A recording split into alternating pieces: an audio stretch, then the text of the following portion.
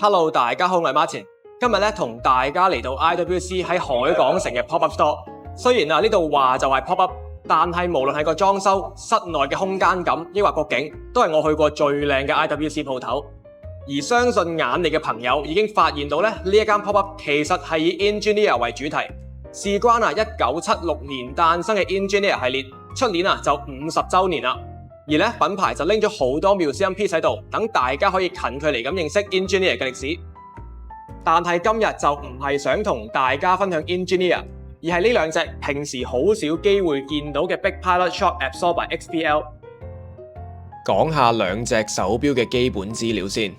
呢兩隻手錶嘅尺寸都去到44mm， 錶殼嘅物料同樣都用咗 IWC 研發嘅 Ceratanium， 即係磁化鈦金屬，令手錶輕巧硬淨得嚟，仲要防刮。我自己就特別中意呢隻啞光霧面嘅黑色錶殼，既低調又有型。而叫得 Shock Absorber， 呢兩隻錶最大嘅賣點，當然就係 IWC 專利嘅 Spring G Protect 避震系統。呢個系統嘅核心就係一組懸臂游絲。呢度講嘅游絲呢，就並唔係擒縱系統嗰條，而係放置喺錶殼同機芯之間嘅空間。喺手錶受到撞擊嘅時候，為機芯提供緩衝，令機芯可以獨立於錶殼繼續運轉。而為咗進一步防止撞擊造成嘅損壞，無論係三針抑或陀飛輪嘅錶款，都用上咗一個獨特嘅錶冠系統。呢個設計可以令機芯獨立於喺錶殼運轉嘅上鏈並軸，上鏈同校時間嘅時候先連接翻。輕輕介紹完呢兩隻錶嘅技術特點之後，都想分享下佢哋嘅背景。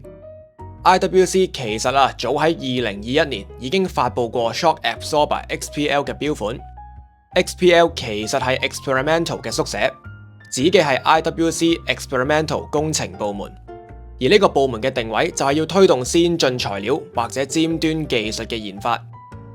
作為部門第一個作品 Shock Absorber XPL， 當時設計理念其實係想為喺極端環境下揸住架戰鬥機嘅飛行員打造一款喺狹窄嘅駕駛艙入邊點撞都撞唔爛嘅手錶。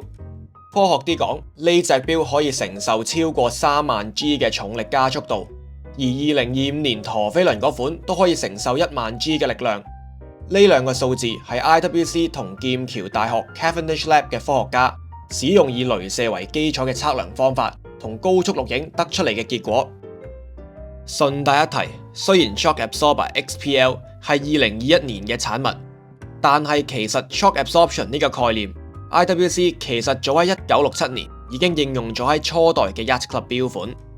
呢隻 Reference Number 811嘅 Yacht Club 當年嘅定位係一隻 Sporty 版嘅 Engineer， 除咗100米防水之外仲喺36mm 嘅錶殼入邊做咗 Shock Absorption 嘅 Cushioning。呢個配置喺當時可以話非常超前。唔好意思，又嚟咗題添。講翻2025年發佈嘅呢兩隻 XPL 錶款，三針嗰隻單憑個配色 ，IWC fans 一定一眼就認得出係 Toto Wolff 嘅聯乘款。F1 車手喺狹窄駕駛艙內面對劇烈嘅震動，同剎車過彎時承受強大嘅離心力，同 Shock Absorption 嘅主題簡直係天造地設。而陀飛輪呢款，我覺得簡直係將 Spring G Protect 嘅技術提升到另一個 level。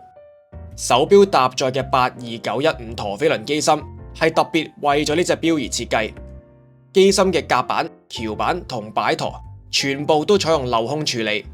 而飛行分鐘陀飛輪就放咗喺黑色圓圈錶盤嘅6點鐘位置，重量連1個 gram 都冇啊！呢個設計可以令機芯嘅 mass 降至最低，發揮避震系統嘅最大性能。而隻錶除咗好撞得之外，依然可以提供到80個鐘嘅 power reserve， 真係犀利。唔知大家又點睇呢兩款 Shock Absorber XPL 呢？記住留言話俾我知。最後都非常鼓勵大家去到 IWC 嘅 Pop-up Store， 親自拎隻錶上手感受下，絕對比我喺條片入邊介紹嘅更加震撼。我哋下條片再見，拜拜。